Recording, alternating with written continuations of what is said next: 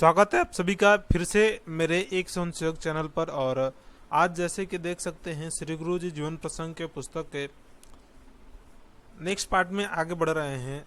दीक्षा संस्कार शीर्षक है और पहले भी वीडियो में करा चुका हूँ। ये अपना पहले वीडियो हो चुका था सारगाछी का साधक जीवन पहले वीडियो में हो चुका है। और आज हम लोग गुरु जी के सानिध्य में के एक समारोह को जो सेकेंड चैप्टर है उस चैप्टर का दीक्षा संस्कार को लेकर के आया हुआ हूँ। तो आपको आशा करते हैं कि पहले का वीडियो अच्छा लगा होगा और ये वीडियो भी आपको अच्छा लगेगा। तो हम लोग चलिए आगे बढ़ते हैं और समझते हैं गुरु जी के जीवन प्रसंग को और गुरु जी कैसे अपने को संघ में विलीन करके संघ कार्य को इतना बड़ा रूप दिया और इतना बड़ा रूप उसे बढ़ाया। तो आज शुरू करते हैं, चलिए हम लोग स्टार्ट करते हैं। दीक्षा संस्कार ये दत्ते जी के द्वारा दिया गया है। तीन जो चैप्टर बोला गया है, सारगाछी का साधक जीवन और दीक्षा संस्कार और वह अद्भुत आरती, ये तीनों उन्हीं के द्वारा दिया गया है। तो इसमें चलिए आगे पढ़ते हैं, देखते हैं कैसे कैसे और एक एक वर्ड को समझते हैं। श्रद्धेय स्वामी जी श्री अखंडानंद जी का स्वास्थ्य धीरे धीरे गिरता जा रहा था। अतः श्रद्धेय श्री स्वामी जी श्री अमिताभ महाराज को नागपुर से अपने पास बुला लिया। श्री अमिताभ जी श्रद्धेय श्री स्वामी जी के पट शिष्य थे और उनके आने से श्रद्धेय श्री स्वामी जी के आनंदित होना अस्वाभाविक था। उनका प्रिय शिष्य थे और उनको आना स्वाभाविक था। श्री अमिताभ महाराज जी की प्रेरणा से श्री गुरु जी सारगाछी आए थे। उन्हीं के प्रेरणा से गुरु जी सारगाछी आए थे तो और भी प्रिय हो गया था। यहाँ श्री अमिताभ महाराज जी और श्री गुरु जी पुनः परस्पर मिले और वहीं पर दोनों एक साथ, जो अमिताभ महाराज जी इनको भेजे थे वहाँ पर मिले उन लोग। सारगाछी आश्रम में आते ही श्री अमिताभ महाराज जी ने पूजा अर्चा की कार्य स्वयं संभाल लिया और शेष समय में वे श्रद्धेय स्वामी जी की सेवा में किया करते थे। पूजा अर्चना के जितने कार्य थी वो सभी संभाल लिया था स्वयं अमिताभ महाराज जी, और बाकी जो समय मिलता था स्वामी जी के सेवा में लगा देते थे। आश्रम में रहते रहते उनकी समझ में यह बात आ गई थी कि अभी तक श्री गुरु जी की दीक्षा नहीं हुई है, यानी अभी इनका दीक्षा नहीं हुआ है। अभी तक उनको समझ में आ गया था। इस विषय में श्री गुरु जी सचिंत नहीं थे, यानी उसके चिंता नहीं थी और उनको ये थी भी नहीं कि मेरे दीक्षा समारोह हो। पर श्री अमिताभ महाराज जी की चिंता होती जा रही थी और उनकी चिंता हो रही थी कि इनका दीक्षा समारोह अभी हुआ नहीं, दीक्षा नहीं लिए हैं। एक दिन श्रद्धेय श्री स्वामी जी की सेवा अर्चा करते समय श्री अमिताभ महाराज जी ने बात चलाई और माधवराव को माता पिता वृद्ध और उनके घर में अन्य कोई कामने वाला या गृहस्थी को संभालने वाला भी नहीं है, यानी घर को काम धाम को करने वाला, और माधवराव के माता पिता वृद्ध हो चुके हैं तो काम धाम करने वाला कोई नहीं है। अतः उनको दीक्षा यदि शीघ्र दे दी जाए तो अत्युत्तम हो और नागपुर जाकर वकालत करने की अनुमति भी उन्हें प्रदान करनी चाहिए। तो ये उनका आग्रह था कि उनके माता पिता वृद्ध हो चुके हैं और वो कुछ कार्य नहीं कर पाते, तो घर को संभालने वाले एक अकेले माधवराव ही थे। तो उनको दीक्षा दे दी जाए और वो स्वयं जा करके अपने घर का काम धाम और वकालत करें और घर को देखें। इसके पहले भी दीक्षा दे दिए जाने की बात अन्य द्वारा जबकि चलाई गई थी, इसके पहले भी चलाई गई थी कि दीक्षा दे दिया जाए माधवराव को यानी गुरु जी को।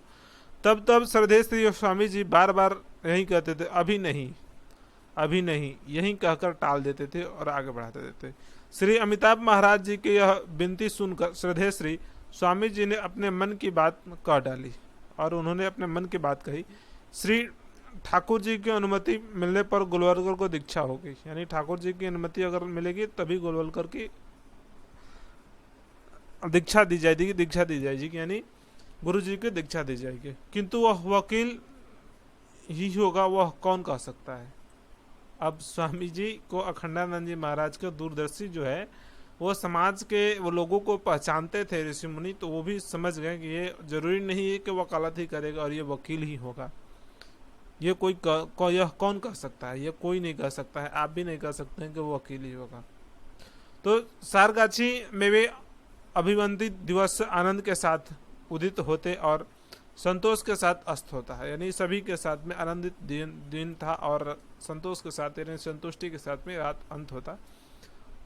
उनकी ओर ध्यान देने के लिए श्री गुरु जी को अवकाश ही न था और उनकी ओर ध्यान देने के, दीक्षा समारोह को ध्यान देने के लिए गुरु जी के पास में यह अवकाश ही नहीं था कि मेरी दीक्षा होगी या नहीं होगी। किंतु 12 जनवरी 1937 1937 की एक महत्वपूर्ण घटना हुई। उस दिन शाम को कुछ अचानक ही श्रद्धेय श्री स्वामी जी श्री गुरु जी की दीक्षा के विषय में अपना भाव अमिताभ जी महाराज को समक्ष व्यक्त किया और ये अचानक ही उन्होंने अपने यह दीक्षा देने का वक्तव्य रखा और श्री अमिताभ महाराज जी के सामने रखा। उन्होंने कहा, श्री ठाकुर जी के आदेश के अनुसार कल मकर संक्रांति के शुभ मुहूर्त पर गोलवलकर के दीक्षा विधि संपन्न हो गई। यानी मकर संक्रांति के दिन, संक्रांति यानी अपने एक युग से दूसरे एक वर्ष का जो अपने नए वर्ष की तरफ बढ़ते हैं, यानी संक्रांति होती है, यानी एनर्जी उस समय लगता है। तो उस समय एनर्जी ऑब्जर्व करने के लिए संत महात्मा का भी यह रहता है कि हम उनको उस समय के एनर्जी को ऑब्जर्व करें, उस समय शुभ मुहूर्त काम किया जाए। तो मकर संक्रांति के दिन शुभ मुहूर्त वक्त दिन होता है, उसे बताना ही कल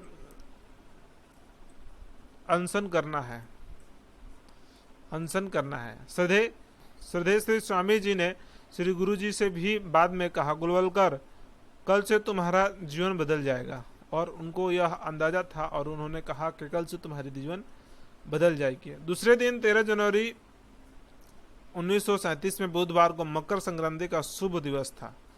मकर संक्रांति पहले 12 जनवरी को होता था, जिसमें अपने विवेकानंद जी का, स्वामी विवेकानंद जी का जन्मदिन था। मकर संक्रांति के दिन ही उनके जन्म हुआ था, लेकिन हम लोग 12 जनवरी को युवा दिवस के रूप में मनाते हैं। फिर भी मकर संक्रांति के दिन हुआ था, अभी एक दिन बढ़ गया है, यानी 13 जनवरी को था, 13 जनवरी को। उस दिन श्री गुरुदेव ने सवेरे ही दीक्षा विधि की तैयारी की और छोटे से समारोह में एक संस्कार अपने हाथों संपन्न कराया था, वो अपने हाथों संपन्न करवाया।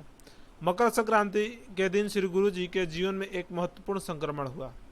सारगाछी के विनोद कुटी में श्री गुरु जी की दीक्षा दी गई थी। दीक्षा के उपरांत उन्हें देव दर्शन के लिए मंदिर जाना था। उस समय उनको क्या करना था? देव दर्शन के लिए मंदिर जाना था।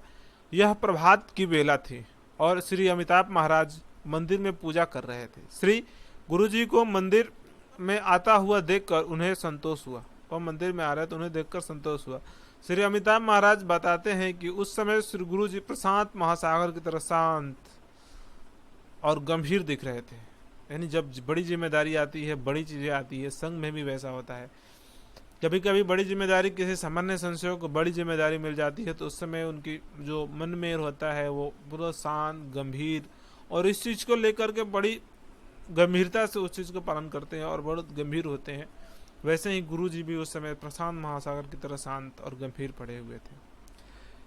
नागपुर में इतनी दूर सारगाछी आने से श्री गुरु जी का जो उद्देश्य था, इस प्रकार इस मकर संक्रांति के दिन सफल हो गया। वे कृतार्थ हुए। श्रद्धेय श्री स्वामी जी श्री गुरु जी के अत्यधिक प्रसन्न थे। यह प्रसन्नता की ठीक ठीक कल्पना लौकिक व्यक्ति को भी हो सकता है। एक दिन उन्होंने अपने इस नूतन शिष्य को निकट बुला लिया और उसको जी भर कर आशीर्वाद दिया, यानी जो जी भर करके आशीर्वाद दिया। उस समय उन्होंने कहा, अब मैं श्री ठाकुर जी की प्रार्थना करता हूँ कि तेरी मनोकामना पूर्ण हो। इतना कहकर श्रद्धेय श्री स्वामी जी ने सचमुच ही हाथ जोड़ लिया और उस समय के तत्पश्चात कितने ही समय श्री गुरु जी के आंसू भरे नयनों का अश्रु बिंदुओं का प्रवाह कपोलों के गीला करता जा रहा था। यानी कपोलों में तो कपड़ा और आंसू के बिंदु यानी आंसू के प्रवाह होने लगा और उन्होंने हाथ जोड़ करके उन्हें कहा, आशीर्वाद लिया। अत्यधिक होने पर आनंद भी अश्रुओं के रूप में बहने लगती है। आनंद ज्यादा होने पर भी आंसू निकलने लगता है, ऐसा स्वाभाविक है। उन्हें कौन रोक सकता था और रोके भी क्यों? उस दिन के बाद श्री गुरु जी की दृष्टि में कुछ मंतव्य शेष नहीं रहा और उस दिन के बाद में उनका जीवन सफल हो गया और यहीं से जाकर के वापस नागपुर में उन्होंने संघ कार्य को संभाला। श्रद्धेय स्वामी जी श्री गुरु जी के गोलवलकर से कहकर पुकारते। स्वामी जी हमेशा उनको गोलवलकर ही कहते थे, उनका टाइटल गोलवलकर था, माधवराव गोलवलकर उनका पूरा नाम था।